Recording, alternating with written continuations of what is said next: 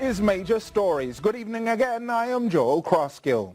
Minority PNP members in the St. Ann Municipal Corporation, led by Minority Leader Winston Brown, tabled a motion calling for the barring of Councillor for the Brownstown Division Kim Brown Lawrence from the meetings of the corporation until the criminal case against her is completed or her term as councillor has ended.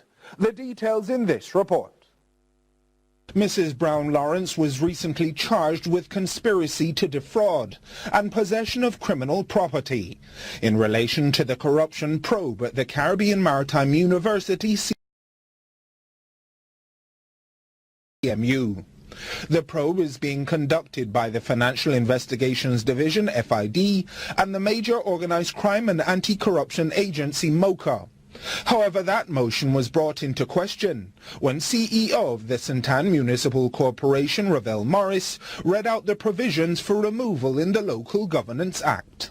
Subsection 30, Section 1B of the Local Government Act dictates that where a councillor has been sentenced in any country to death or imprisonment with hard labor or imprisonment for more than 1 year, then that councillor is immediately disqualified from being a councillor and must resign from his office. Chairman of the St. Ann Municipal Corporation, Michael Belnavis, decided that the motion could not stand. I will not accept the notice of motion on the grounds that as chairman of this municipality, it is the chairman who determines what comes on the agenda, and because of what the CEO read, the laws of the land support my actions, and I will not accept the notice of motion.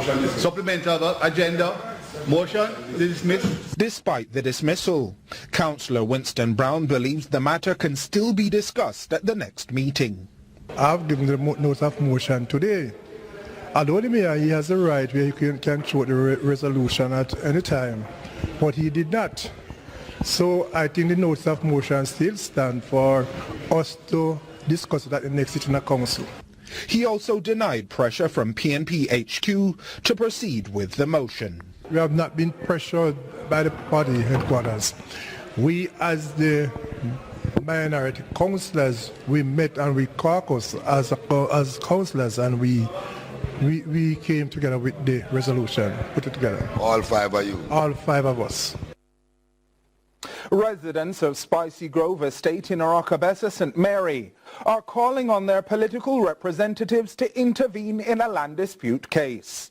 The 4-year-long conflict erupted into a protest recently, with residents speculating that the dispute is the reason why the community is now without electricity. Robian Williams has the details. Some of these residents say they have lived on the Spicy Grove estate in St. Mary for over 40 years and have been paying their taxes. But how did they acquire the land? I live on there when this man lived on my grandfather was a caretaker for Mr. Ronald Binden land. He's a white man. So the grandfather tell me say, if anything should happen to him, we must go by tax office and pay until we say the property name Spicy Grove Estate. And pay taxes. That's when the white man come back or anybody see him and say we are not squatters on the land. Back in 2015, a relative of the deceased landowner showed up claiming that he is the proprietor, and there a land dispute developed. My first child is 28 years old, yes, and we don't know Mikey. So all of a sudden this man just coming in and say he's the owner for the land. We don't understand what is going on. I have 6 children and my 6 children born on Spicy Grove land. And he say a coffee upon here, so we don't know if we are coffee or what. They are calling on their political representatives to intervene.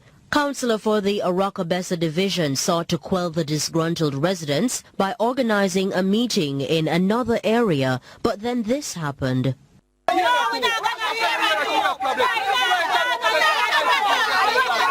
To make matters worse, the entire community has now been plunged into darkness as the Jamaica Public Service, JPS, has reportedly disconnected their service within the area. It is not clear if the power cut has any relation to the land dispute. However, the residents are seeking answers from the energy company. It look like JPS don't want any money that JPS just come in and cut like that. JPS, we need them to come in and talk to us, JPS, because we don't understand where we're going. Justice we want. Justice. Robian Williams for CVM Live. In an effort to strengthen the legislative framework of the Ministry of Transport and Mining, board members participated in a corporate governance seminar recently held at the Terra Nova Hotel in Kingston. An evaluation of the sector was also conducted. Robian Williams has the details in this report. The purpose of the corporate governance seminar is to facilitate effective management that will deliver long-term success for the ministry. Among the things discussed were corporate social responsibility, code of ethics and professional development. When addressing the board members, Transport and Mining Minister Robert Montague made one thing clear. That I want none of my board members in any kind of hanky-panky. And I don't want any of my board members to facilitate this minister if I wake up one morning and decide to get into hanky-panky either. So I want to run my business above board because my name is to call, 1, and 2, we come from country, and 3, some people just don't like me. Montague adds that if any board member should take part in illegal activities, then they will be separated from the entity with immediate effect. He points out that the Jamaica Urban Transit Company, JUTC, is generating funds for the growth of the economy and not for profit. It was never conceived to be profitable. The JUTC was conceived to move our workers, our students, our people to work so that the economy can function, to schools so that the children can be educated. So the JUTC contributes to the economic growth of the country. Montague says Jamaica is striving in the aviation industry as the country recently received an award in Canada. In closing, Montague sought to implore the board members to act in accordance with the law. The real reason you're placed on the board is to ensure that the policies of the administration is implemented within the framework of the law of Jamaica. Robian Williams for CVM Live. Meanwhile, the Transport Operators Development Sustainable Services, TODS, says it's not backing down. Come month end, it will be petitioning the government for a fare increase. TODS says for 7 years, operators of public passenger vehicles have had to endure a rising cost of living with no compromise from the government. Jamaica Maitland reports. Todd says in light of the increased cost of living, the ever-so-present tax on gas, the GPS tracker, coupled with the devaluing dollar, it's demanding a fare increase. President Edgerton Newman says it will be petitioning the government in the next 2 weeks. Mr. Newman says there has been a 400% increase in the items used by operators of public passenger vehicles since the last fare increase in 2013. He said the volatility in the foreign exchange market is now an imminent threat to gas prices. The dollar traded at a record high of 142 Jamaican dollars to $1 on Wednesday, forcing the Bank of Jamaica to intervene. The environmental conditions in which we operate is a disgrace. With poor parking space, poor road condition, high corruption in the wrecking service, compulsory input of tracking device in our vehicles at costs we cannot afford, while we cannot get a fare increase. Police harassment, and the list goes on. He theorizes that the public transport sector is not being granted the increase due to the political climate. Mr. Newman explained that the government is reluctant, fearing that the increase may negatively impact votes in the next general elections. Our offices are creating an instrument for a petition to be taken to government within 14 days.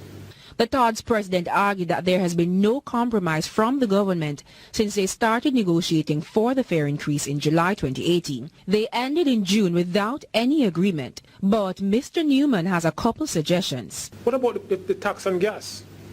Can't you do something about that? Because you can't give us a fare increase now? What about concession? You have your government have a tire warehouse, right?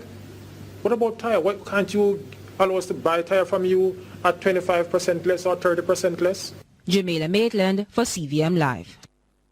Shadow Minister of Science, Technology and Information Julian Robinson says the frequent service disruption with telecommunications providers Flow and Digicel should have been addressed months ago. According to him, the delay in responding to the issues is affecting many Jamaicans. Khadija Thomas reports. It has been decades since Jamaica's telecommunications industry moved from call boxes to handheld devices. It is now 2019 and the technology has significantly changed, but presently there are frequent service disruptions and customers appealing to the Office of Utilities Regulation (OUR) to take action. This arising from issues from the island's telecommunications providers Flow and Digicel. Customers say calls are often dropped and they have to dial several times before a successful call can be made. Opposition spokesperson on Science, Technology and Information, Julian Robinson, is hoping the matter will be addressed. This is not a new occurrence. It has been happening since last week. It has been going on for certainly a couple of months now. And I think any telecoms company should deal with the issues, notwithstanding what the problems are, and ensure that customers have a minimum service that they can experience. And what exists right now, as I said, is really not acceptable by either of the two telecoms companies. He says he too is affected by the disruptions and is hoping that the meeting with the OUR will allow for quick changes. The OUR has to force or mandate them to ensure that their service standards are raised, notwithstanding whatever the reasons may be. The issues that may exist need to be sorted out so that the people can get a particular minimum quality service that they're paying for. You know, these problems, as I said, didn't arise last week or week before last. They've been going on for months now.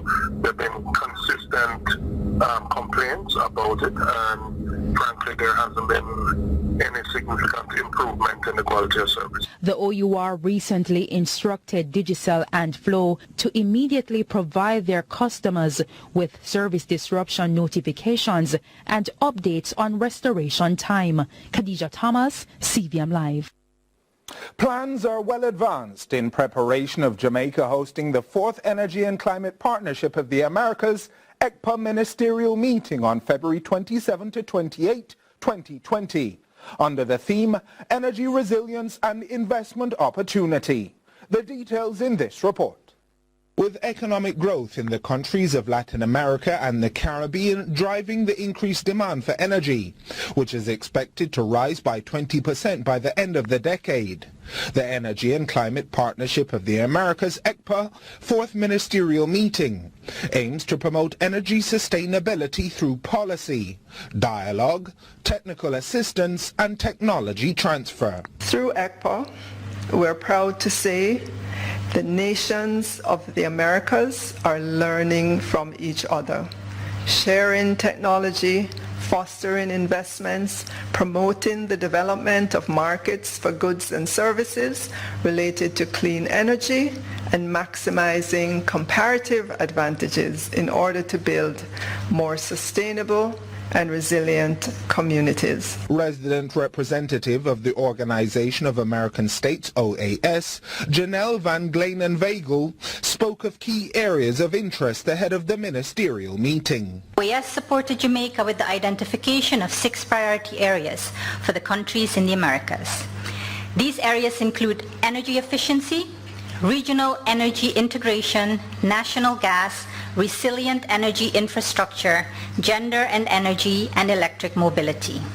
Over the past months, we've also organized a series of live webcasted dialogues on the aforementioned priority areas. The Energy Minister, who is chair for the 4th ECPA Ministerial, noted that Jamaica has established an interministerial planning committee to execute all the logistics for the event, and a number of local awareness sessions have been planned to start discussions about Jamaica's energy agenda and the role of government. ECPA members must see the 4th ministerial as a call to deepen the collaborations, strengthen the networks, leverage our resources, scale up actions, and sharpen our focus